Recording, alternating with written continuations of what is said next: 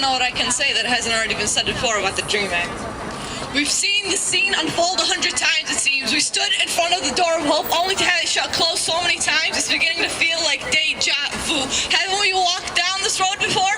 And I wonder, what's it going to take to pass this DREAM Act? What do I have to do to show you the urgency of the situation? Do we have to wait for some kind of disaster to happen before we're shocked into action? What do we have to do? How many more families have to be separated? How many more futures suppressed and swept under the rug? How many more youth have to cut open their veins to show you that their blood flows thick with the American spirit? Do I have to get arrested and beaten? Do I have to get deported and defeated? Tell me, what's it gonna take? And I don't want to sit here and make speeches to the wind and write these words and have them fall on deaf ears. Don't get up and leave me. Look away and ignore me. Turn the pages and pretend these words aren't directed at you, because they are. Hear the sincerity, the stress, and the frustration in my voice. And I'm trying to reach you and make you understand this is an emergency, and I can no longer afford to ask. I have to demand that this act pass, that you recognize me as your equals, because you know what? Papers and numbers don't make a citizen, so what's it gonna take?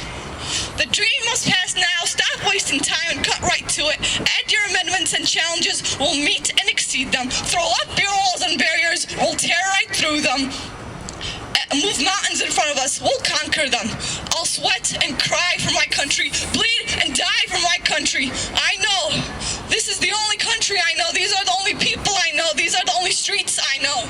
I'm tied to this land more than anyone else because I know what I stand to lose if I'm forced to leave. And I'm willing to do anything to stay. Anything. So what's it gonna take? And how dare you hire my parents as your laborers and gardeners, your housekeepers and farmers, turn around, look at me in the eye and say, I have no right to be here, that all I gave and earned means nothing to you because I'm illegal, a man-made status, and in the same breath tell me you expect us at your door 8 a.m. because that roof needs to be fixed before the winter starts. You hire us. You hire us to lay down your path in brick and gold. In silver, you hire us to lay down your path in brick and stone, silver and gold that deny us the chance to build our own. Tell us to quickly and quietly finish the work and stay in the shadows in the back rooms where the guests won't look as you loudly rail against the illegal folk. I don't even know where I'm gonna be next year, next month, next week, what even the next hour will bring, because it takes 5 minutes to get arrested. And I'll tell you exactly what it's gonna take to get this act going. It's gonna take the 11-year-old boy in Arizona whose mother was deported, leaving him alone with his brothers. And instead of wallowing in the pain, he registers voters.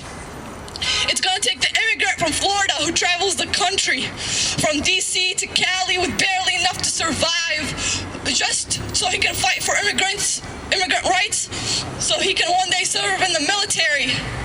It's gonna take the detained college students in Phoenix and California and Georgia and Texas who don't have papers but have the resilience of 1,000 soldiers. It's gonna take the migrant workers, the recent immigrants, and the long-time citizens.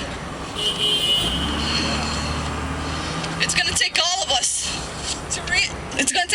to realize when the undocumented immigrants' rights are waived, then the citizens' rights will surely follow. And we can no longer wait for our paths to be unblocked and for our futures to be handed back to us. This time we have to do it ourselves. The time is long overdue, and the DREAM must pass now. We are undocumented, unafraid, and unapologetic in our fight, in our pursuit for equal